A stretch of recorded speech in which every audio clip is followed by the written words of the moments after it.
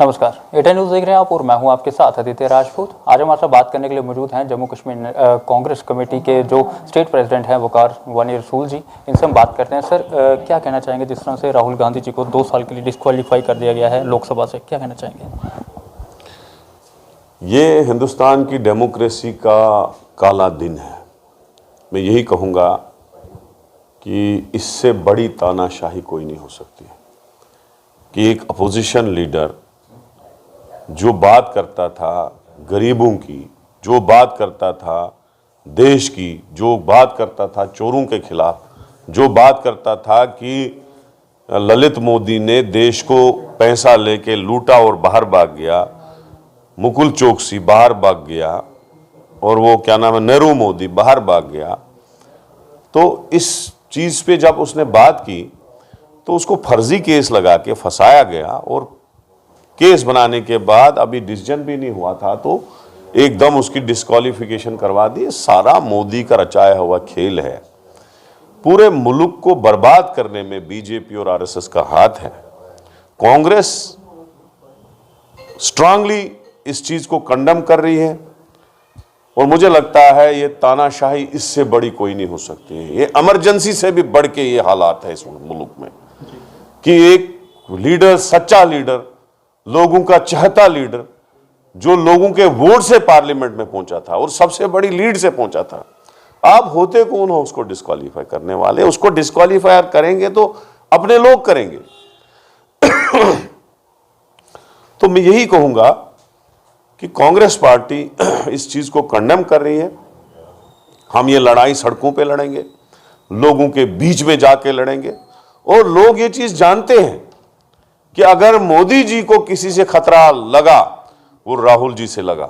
लोग ये चीज जानते हैं कि 4,500 किलोमीटर अगर कोई लोगों के लिए चला वो राहुल जी चला। और बीजेपी वाले ये चीज जानते हैं कि अगर किसी को कन्याकुमारी से लेके कश्मीर तक और गुजरात से लेके पूरा नॉर्थ ईस्ट स्टेट तक कोई प्यार करता है किसी से, कोई पूरे देश का नेता है जिसको मोदी जी से ज्यादा फेम है, वो राहुल गांधी को है। तो ये भाजपा और आरएसएस वाले उसकी आवाज दबाना चाहते थे। कोशिश उनकी बहुत बड़ी है, लेकिन मुझे यकीन है ऊपर वाले के फजल करम से उनकी कोशिश नाकाम होगी। राहुल गांधी उभर के आएंगे और देश के सबसे बड़े लीडर बनेंगे और प्राइम मिनिस्टर भी इस मुल्क का बनेंगे और उस मुल्क में गरीबों को अगर कोई मदद कर सकता है वो कर सकता है। गरीबी कोई खत्म कर सकता है, राहुल गांधी कर सकता है। इस देश को इकोनॉमिकली मजबूत कोई कर सकता है, राहुल गांधी कर सकता है। इस देश में कोई बेरोजगारी कोई खत्म कर सकता है और राहुल गांधी कर सकता है। इस देश में महंगाई कोई खत्म कर सकता है, राहुल गांधी कर सकता है। यही खतरा बीजेपी को था, इसीलिए बीजेपी ने राहुल गांधी के खिलाफ ऐसा षड्यंत्र रचाया, लेकिन मुझे यकीन है वो नाकाम होंगे। हम पूरा ताकत से इस चीज को मुस्तरद करते हैं और प्रोटेस्ट में खड़े हैं। पूरी ताकत से ये लड़ाई लड़ेगी कांग्रेस। हमारे हौसले बुलंद हैं इंशाअल्लाह। कहीं ना कहीं डेमोक्रेसी और ओपोजिशन को खत्म करने की कोशिश की जा रही है। पूरी खत्म किया जा रहा है अपोजिशन को। हर चीज आप बताओ किस अपोजिशन लीडर के खिलाफ। आप महाराष्ट्र की हालात देखो, वहां कैसे गवर्नमेंट तोड़ी गई, वहां कैसे शिवसेना के लीडर अरेस्ट किए गए। फिर कर्नाटका में देखो कैसे गवर्नमेंट तोड़ी गई। फिर मध्य प्रदेश में देखो गवर्नमेंट कैसे तोड़ी गई। फिर राजस्थान में देखो कि गवर्नमेंट तोड़ने का अटेम्प्ट कैसे किया गया। मिजोरम में सरकार कैसे तोड़ी गई, गोवा में सरकार कैसे तोड़ी गई।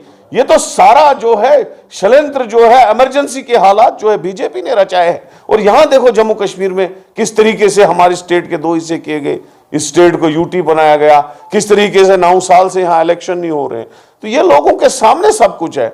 अब इतना ही बचा था कि जो इनके खिलाफ पार्लियामेंट में बात करता था, जिसकी माइकें बंद करते थे, उसको भी आज डिस्क्वालीफाई किया गया। ये तो बहुत बदकिस्मती की बात है। क्या लगता है कि इलेक्शन क्यों नहीं करवा रही बीजेपी अभी तक? क्योंकि इलेक्शन कमीशन का भी बार बार ये कहना है कि जल्द ही इलेक्शन होंगे। डर रहे हैं, इलेक्शन से डर रहे हैं। इनको खतरा है कि इलेक्शन होगा, लोग चुने हुए नुमाइंदे वापस आएंगे, इनकी सारे पोल खोलेंगे, इनकी सारे फाइलें खुलेंगी, इनको पता चलेगा कि हालात कैसे होंगे, इन्होंने किया क्या है। तभी तो डर रहे हैं हालात इन इलेक्शनों से। Thank you. तो आपको बता दें ये थे हमारे साथ वकार रसूल वानी जी, जिनके साथ आज हमने बात की। आप लोगों की क्या राय है आप भी जरूर साझा कीजिएगा। तब तक बने रहे आप एटा न्यूज़ के साथ।